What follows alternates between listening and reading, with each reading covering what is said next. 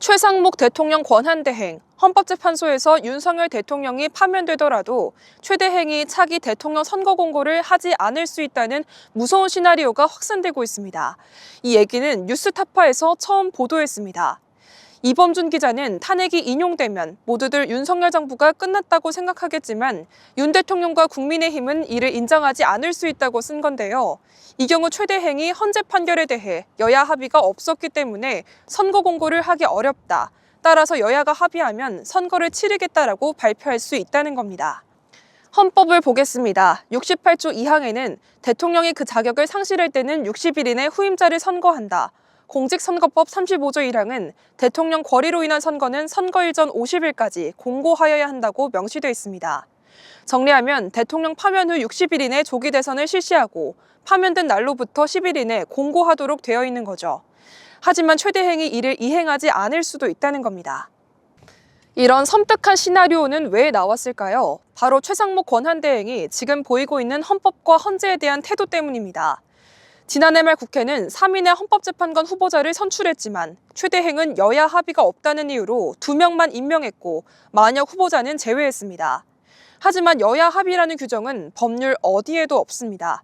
이뿐만 아닙니다. 이후 헌재가 만약 재판관을 임명해야 한다고 결정했지만 최대행은 별 이유 없이 따르지 않고 있습니다.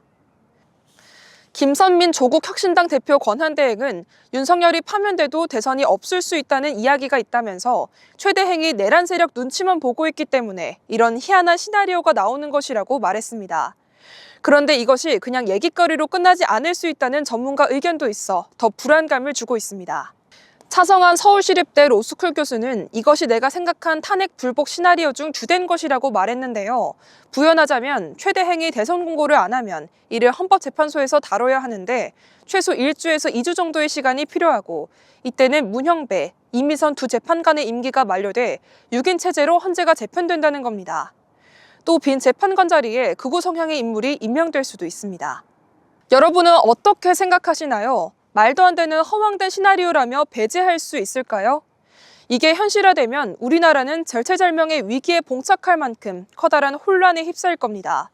국민들은 헌법을 지키라면서 최대행의 파면을 요구할 것이고요. 상상할 수 없을 만큼 파국은 불을 보듯 뻔한 일입니다.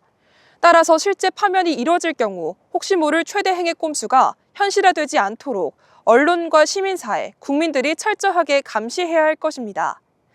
이에 앞서 저는 최대행을 비롯한 우리 공직자들이 그렇게까지 망가지거나 국가를 대혼란에 밀어놓고 방치할 만큼 정의롭지 않을 것이라고 믿고 싶지는 않습니다. 뉴스앤톡 남유리입니다.